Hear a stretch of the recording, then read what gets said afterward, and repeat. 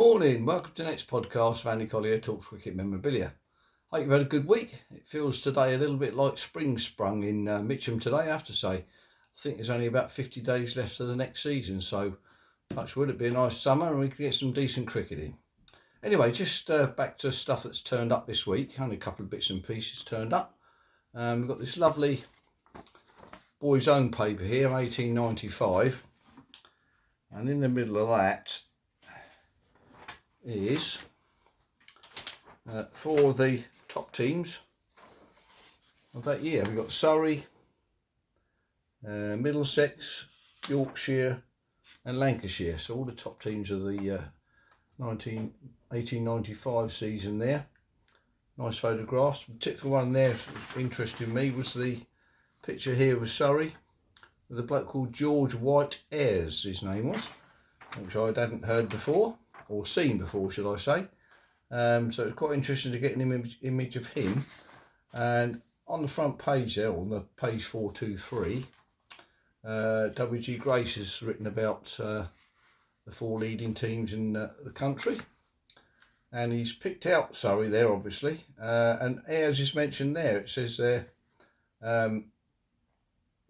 the champion bat of the year is Brockwell, who is also a first-rate bowler, and with such good men available as W.W. Reid, K.J. Key, Abel, Reid, Haywood, Street and Ayres, so he gets a mention there. So obviously W.G. Grace was impressed by him somewhere along the line.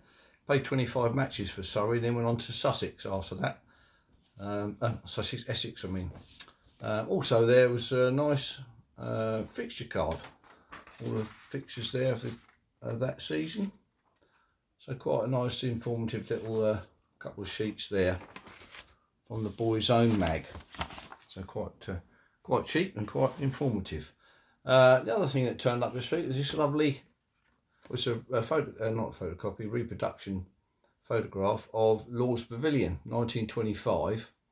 But what interested me there was done a little bit of research a few years ago about when they actually built the players' balconies. You can probably see them there. So we did a fair bit of research on that. I mean, if you go back to 1895, you can just see this is the famous cricket ground. And it's not the balcony, you can see at the back there.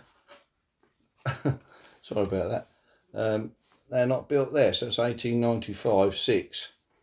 So it's just an interesting year, and we went back a few years ago researching, and we got to the conclusion that they were actually built during the war.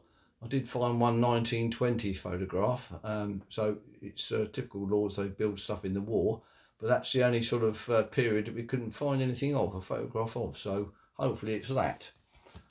Anyway, so there's a couple of other pictures there of Lords. There's a lovely coloured one there of the nursery end. This is an A.E. Welshman photographer. Where is he? Delty Street, WC. So a nice one there, taken from the pavilion. And there's another one, the pavilion there with without the players' balcony. And also there's I think it's a players' lounge there, I think that one, players' room or something. On the end there you can see that. There's a few images of Lords there. This is actually one of Lords, the long room in Lords there. And just about there you can see that fireplace. I think I've got a couple of tiles from that fireplace around somewhere.